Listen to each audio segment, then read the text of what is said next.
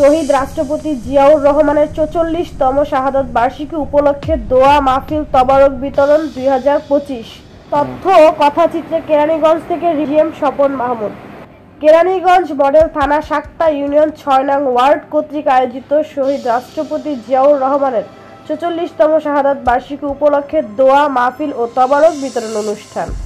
উক্ত তবারক বিতরণ অনুষ্ঠানে প্রধান অতিথি ছিলেন সাবেক প্রধানমন্ত্রী, সাবেক ডাকসুর ভিপি বিএনপির চেয়ারপারসন বেগম খালেদা জিয়ার উপদেষ্টা জননেতা আলহাজ আমানুল্লাহ আমান।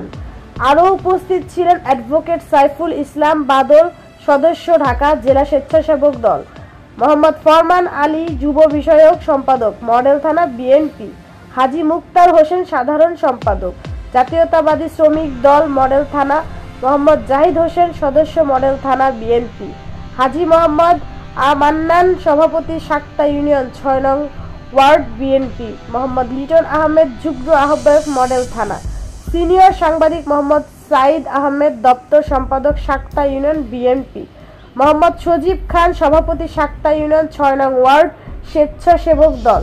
প্রধান অতিথির বক্তব্য আলহাজ আমানুল্লাহ আমান বলেন, দীর্ঘ ১৬ বছর পরে খোলা মাঠে শহীদ রাষ্ট্রপতি জিয়াউর রহমানের শাহাদত বার্ষিকী পালন করতে পেরে মহান রাব্বুল আলামিনের কাছে শুকরিয়া আদায় করেন।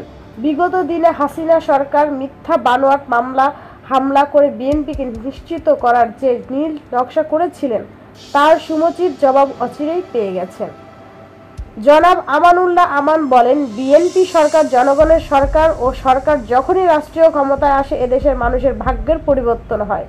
তিনি শহীদ রাষ্ট্রপতি জিয়াউর রহমানের আত্মার শান্তি মাগফিরাতের জন্য দোয়া প্রার্থনা করেন। ঢাকা ২ নং আসনের মনোনয়ন প্রত্যাশী আপনাদের প্রিয় নেতা ব্যারিস্টার ইরফান ইবনে আমান অমির জন্য একটি করে ভোট দিয়ে জয়যুক্ত করার আহ্বান জানান।